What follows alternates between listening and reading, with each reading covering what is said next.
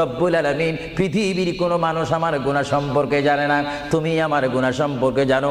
আমি এমন গুনাহ করেছি আমার বিবি জানে না, বিবি গুনাহ করেছে আমি জানি না। আল্লাহ তুমি সব কিচ্ছু জানো, হে আমার প্রভু তুমি আমাকে মাফ করে দাও।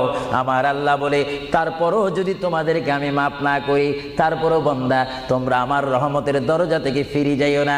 আমি তোমাদেরকে হুকুম দিচ্ছি, ওয়ালাউ আন্নাহুম ইয যালামু আনফুসাহুম জাউকা, বান্দারে যদি গুনাহ করে ফেলো আমার রহমত থেকে মুখ ফিরে তুমি চলে যাইও না। বান্দা আকাশ পরিমাণ যদি গুনাহ করো, পাতাল পরিমাণ যদি গুনাহ করো, সাগরের পানি পরিমাণ যদি গুনাহ করো, পাহাড় তুলনায় যদি তুমি গুনাহ করো, আমার দরবার থেকে তুমি নিরাশ হইও না। বান্দা আমি তোমাকে একটি রাস্তা বাতাই দিচ্ছি, একটি পথ তোমাকে আমি দেখাই দিচ্ছি। সেই পথটি কোন পথ তোমরা জানো?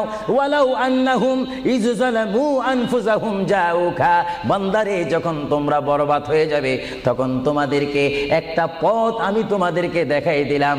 সেই পথটির নাম হচ্ছে আমার রাসূলের মদিনা। জোরে বলেন সুবহানাল্লাহ।